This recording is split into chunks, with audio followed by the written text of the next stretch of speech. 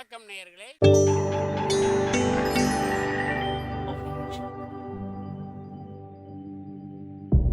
மகிழ்ச்சிக்கோர் தென்கட்சி என்ற அலைவரிசையில்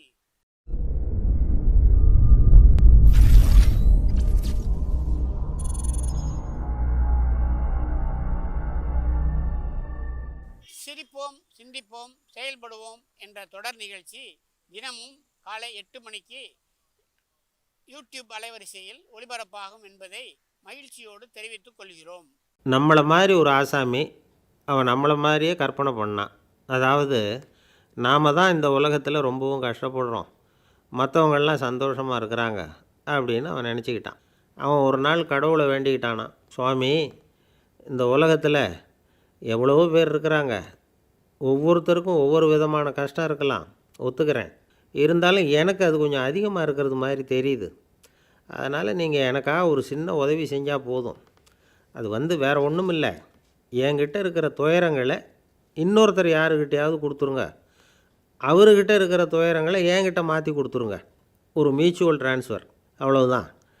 அப்படி பண்ணிவிட்டா போதும் அப்படின்னு வேண்டிக்கிட்டானான். அன்னைக்கு ராத்திரியே அவன் ஒரு கனவு கண்டிருக்கான். வானத்திலேருந்து ஒரு குரல் கேட்டிருக்கு. அது என்ன சொல்லிச்சு தெரியுமா? ஏ ஜனங்களே, எல்லாரும் அவங்கவுங்க கஷ்டங்களை ஒரு பையில் போட்டு எடுத்துக்குங்க. அப்படி எடுத்துக்கிட்டு நேராக இந்த ஊர் எல்லையில் இருக்கிற கோயிலுக்கு வந்து சேருங்க அப்படின்னுது அந்த குரல். ஆஹா, கடவுள் நம்ம பிரார்த்தனைக்கு செவி சாய்ச்சுட்டார் அப்படின்னு சந்தோஷப்பட்டான் இவன். உடனே என்ன பண்ணான்? தன்கிட்ட இருந்த கஷ்டத்தையெல்லாம் ஒரு சாக்கு பையில் போட்டு எடுத்துக்கிட்டான். வீட்டை விட்டு வெளியில் வந்தான்.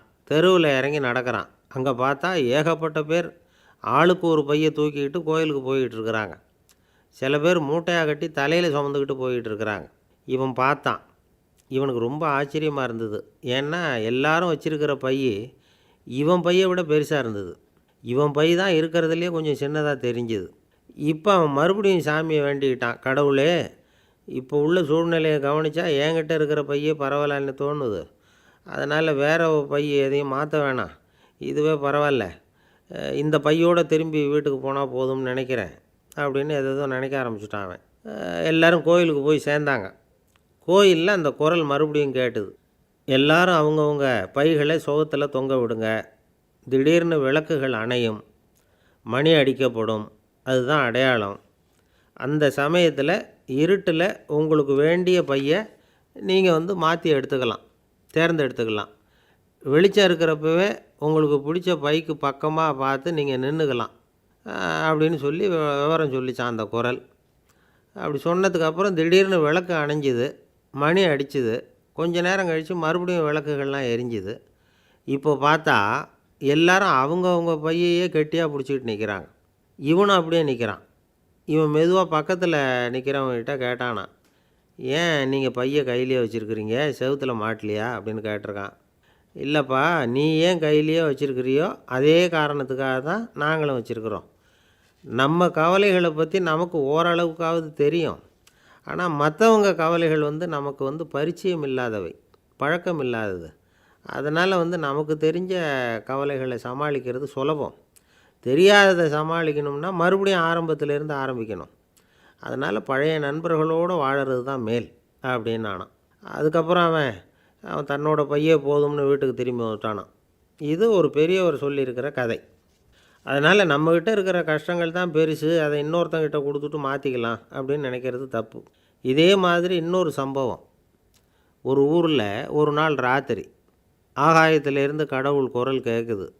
இந்த ஊரில் இருக்கிற ஜனங்கள்லாம் கொஞ்சம் கவனிங்க, உங்களுக்கு ஒரு செய்தி. அதாவது இங்கே இருக்கிற ஜனங்கள்லேயே கொஞ்சம் கூட கவலையே இல்லாத ஆள் யாருன்னு எனக்கு தெரியணும். அதனால் எல்லாரும் அவங்கவுங்க கவலைகளை ஒரு பையில் போட்டு எடுத்துக்கிட்டு கோயிலுக்கு வாங்க அப்படின்னார் கடவுள். உடனே வரிசையாக எல்லோரும் வர ஆரம்பித்தாங்க.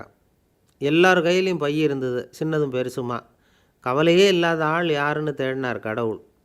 ஒரே ஒரு ஆள் மட்டும் கையில் எதுவும் இல்லாமல் வெறும் கையை வீசிக்கிட்டு ரொம்ப ஜாலியாக நடந்து வந்துக்கிட்டு இருந்தான். கடவுள் அவங்ககிட்ட போனார். ஏன்ப்பா, உனக்கு கவலையே இல்லையா அப்படின்னு கேட்டார். எனக்கும் சில கவலைகள்லாம் உண்டு அப்படின்னானா அவன். எங்கே அதெல்லாம்னு கேட்டிருக்கார் கடவுள். பின்னாடி லாரியில் வந்துக்கிட்டு இருக்கு அப்படின்னானா. ஐயா தென்கட்சி கோ சுவாமிநாதன் அவர்களின் மகிழ்ச்சிக்கோர் தென்கட்சி தொடர் நிகழ்ச்சியினை கேட்டு பயன்பெறுங்கள். நிகழ்ச்சியினை பிடித்திருந்தால் உங்களுக்கு கமெண்ட் பாக்ஸில் உங்கள் கமெண்ட்டுகளை பதிவு செய்யுங்கள், ஷேர் செய்யுங்கள், லைக் செய்யுங்கள், கண்டிப்பாக சப்ஸ்கிரைப் செய்யுங்கள். நன்றி, வணக்கம்.